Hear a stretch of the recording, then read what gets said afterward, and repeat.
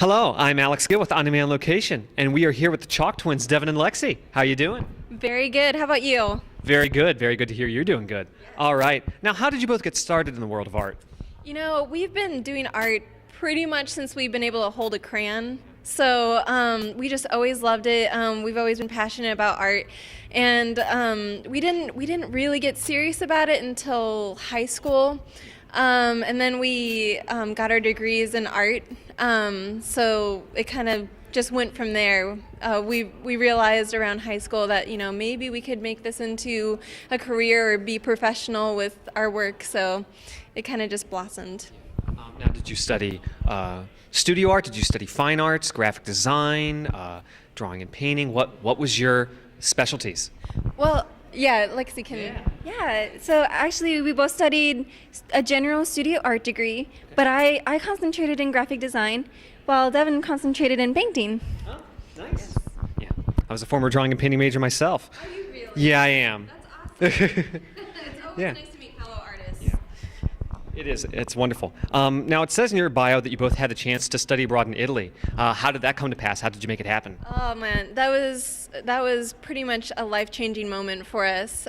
We studied in college. We both got the chance to do a study abroad program through our art program, and it was in tandem with the University of Georgia. So we went with them, and it was so great. We were in Tuscany, we lived in a renovated monastery for a few months, and just lived with artists during that time, fellow artists, and our teachers were all from around the country, and the students were all from around the country as well. So it was just a great experience to be able. Very immersive in art, which is a unique experience. Because even in college, you don't have everyone's not an art student in a liberal arts school like we went to. So it was nice. Yeah. Just to get that general sense of community with that group, and also to be able to study. The things that we had been studying in art history, to actually be able to go and see them, like that was definitely life-changing. All of the the classic Roman art and architecture there. Exactly. I mean that must have been fabulous to see. It was so weird, actually. I couldn't get over the fact that I was there visiting Rome one day, and the Colosseum's right there, and then people are just milling about oh, whatever, ancient artifacts right there, no big deal. Wonderful. All right. Now, you've both been in sidewalk chalk competitions. How do you get into it? How would you suggest to people that might want to start doing street art? How do they get into that? Yeah, actually, we started in high school, and our art teacher asked us to participate in an event, represent the school, and that's actually how we found the medium and fell in love with it. And it depends on the a competition. Where we are, there's some that allow anybody to join. They want everybody to have fun. There's some that you have to apply for. Have to have certain experiences and past awards and things like that. But most times they're more than willing to accept new artists and open people up to that medium. So it's pretty easy to get into if you want to. Especially in the Florida and California region, there are a lot of competitions going on throughout the entire year because the weather's really good. Exactly. Yeah, and it makes for a wonderful experience. Wonderful. Are there any particular perspective techniques that you use? Because I see a lot of sidewalk chalk art that uses these perspective type, where you can fall into the picture. Do you use any unique perspective techniques when you're producing your chalk art? We have done those kind of forced perspectives before, but actually how we have our setup here is kind of what we like. We like people to be able to see 360, the whole space, and be able to appreciate it. And I don't know if you've ever seen those pieces. You have to look at it a very specific point, and they look really cool through the camera, but with generally how we work in in the anime conventions and things like that, we have a kind of 360 space, so we want people to be able to see it from all sides. But as far as like, certain angles, it does take some getting used to working on such a large scale.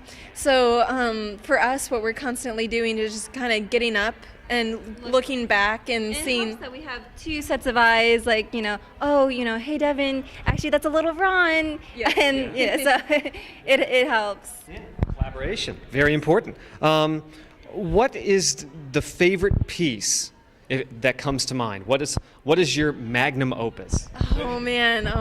I don't know. We have a lot of great like favorite ones, but I really am partial to the Fate Zero piece that we did in Anime Expo in LA last year. That was a lot of fun. We had just finished watching the series and we were just really passionate about it.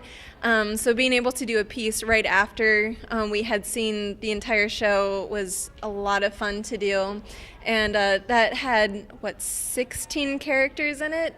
This week, 16, yeah, something like that. Yeah, and so this right here has like about 8 characters. So you can, and it was one of our biggest pieces as well, an 8x12.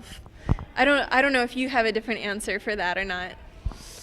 Maybe Studio Ghibli or something. I know, yeah, I do like ones like that, like our Studio Ghibli piece that has a lot of collaboration, a lot of color too. Both of those pieces have a lot of color, and that's always fun. Yeah. What did your Ghibli piece have in it? Was it Nausicaa? Was it Laputa? Or was it a combination of? Oh, it was an amalgam. Yeah. It was 10 different movies, and we actually just had seen The Wind Rises. The Wind Rises, and so we actually like added a plane at the end, and it was like, yeah.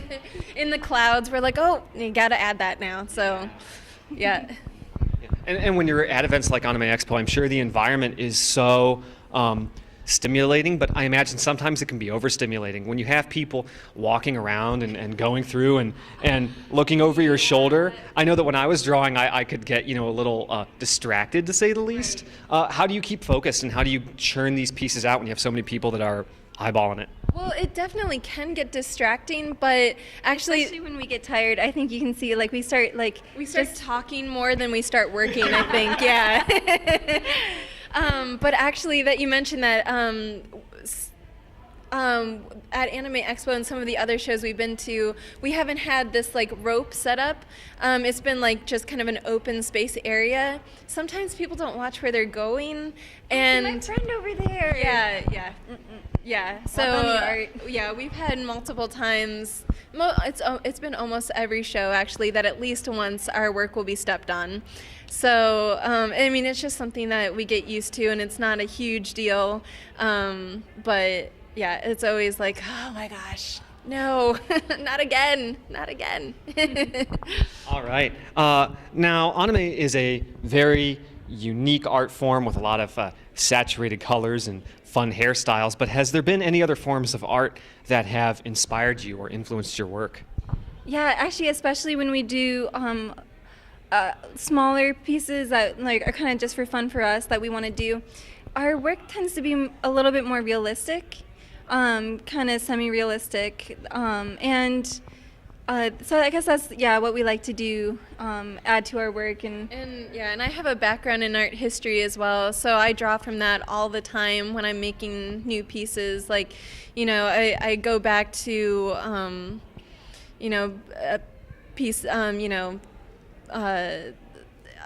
the ukiyo-e type art style sometimes, and we've actually done that a few times for our pieces, that kind of style, which is it's fun to do.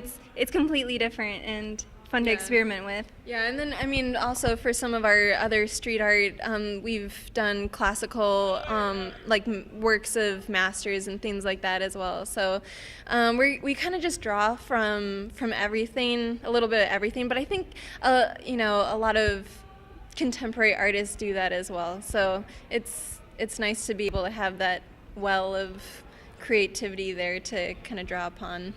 The foundation from life is very, very important. It's one of the first things that I drilled into my head. Definitely. And Miyazaki, that's one of the first things that he's been saying. Like draw from life. Don't draw from other artists necessarily. You know, try to have the cleanest perspective and then hone your style. And that definitely shows in his work as well. Are there any upcoming projects that you want your fans to know about? Yeah, we actually we have some shows coming up this summer. We're gonna be doing LA, the Anime Expo again this year. We're going to be in Tulsa. Yeah, Tokyo and Tulsa. So you can see us there. And we also are working on some personal pieces as well. We have some what we're deeming geek lifes. They're a combination of still lifes with you know, the nerd geek culture brought into it. So we're We've pretty been planning excited. those for a while, and we're finally actually starting them, and so it's we're both excited for it. And Yeah, and so you should be able to see some of those coming up, you know, within the summer. So it'll be exciting. Sounds wonderful. Is there any place that fans can go online to look at your schedule or to look at your pieces? Maybe do you offer commissions? Like, you know, anything along those lines? Yeah, we're Chalk Twins most everywhere, Facebook and Twitter, DeviantArt, and pretty much all the social media. We also have a website on chalktwins.com, and that has our schedule that we try to keep updated. So. Yeah, And that's also where you can contact us either for commissions or just saying hi, or you know, if you have any questions of how our process is, or you know, where we're going to be next. You know, you can contact us there, and we'll always get back to you. All right, sounds wonderful. Devin, Lexi, thank you so much for your time. It's been a pleasure. Alex. Yes.